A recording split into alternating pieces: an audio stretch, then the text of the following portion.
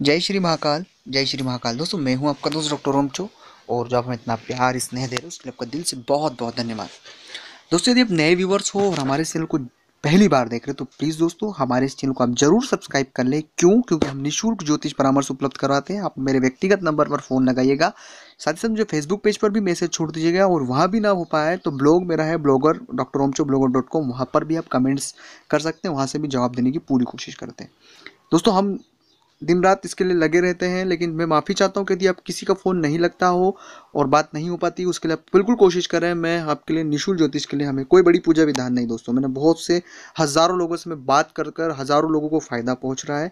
मैं पूरी कोशिश करता हूँ, अपनी पूरी जान लगा रहा हूँ दोस्तों।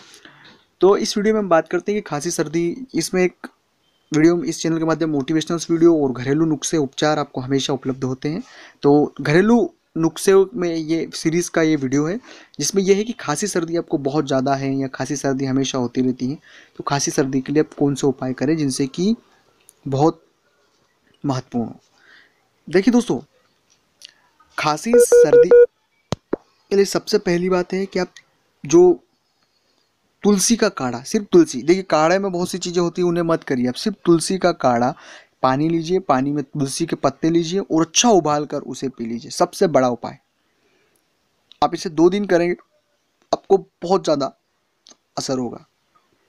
दूसरा, आप शहद खाइए। कोई शहद में ना कुछ मिलाइए, कुछ भी नहीं, जो शहद होता है उस शहद को चम्मच भर लीजिए और उसे खा लीजिएगा।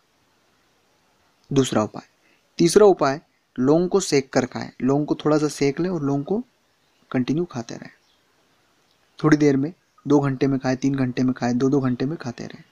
चौथा उपाय, यदि खांसी और सर्दी आपको हो गई है, अदरक की चाय पीजिए आप। सबसे अच्छा उपाय है अदरक की चाय, कंटिन्यू पीजिए। और दोस्तों एक साथ ज़्यादा नहीं पीजिए, थोड़ी थोड़ी पीजिए क्वांटिटी में, और बिना दूध की पीजिए। बिना दूध की पीजिए, पत्ती डालिए और शक्कर कम रहे। एक बात ध्यान रहे, हम क्या करते हैं हमारे हिसाब से शक्कर शक्कर बिल्कुल कम रहे, सिर्फ उसको स्वाद के लिए कि हम इसे पी सकें। और अगर बिना शक्कर के पिए तो भी बहुत अच्छा रहेगा। तो अदरक लीजिए, थोड़ा सा थोड़ी शक्कर अपने थोड़ी सी डालिए और फिर आगे बढ़ जाइए।